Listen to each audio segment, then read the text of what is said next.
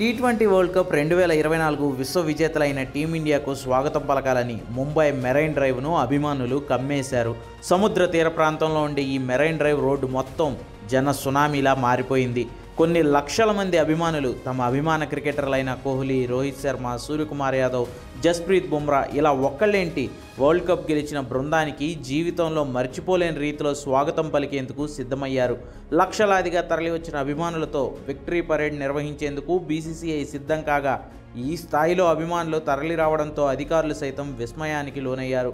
భారత్లో క్రికెట్ అంటే ఎంత క్రేజ్ ఉందో మరోసారి ప్రపంచానికి తెలియచెప్పేలా ఈ విజువల్స్ ఒళ్ళు గగురు పుడిచే రీతిలో కనిపిస్తున్నాయి.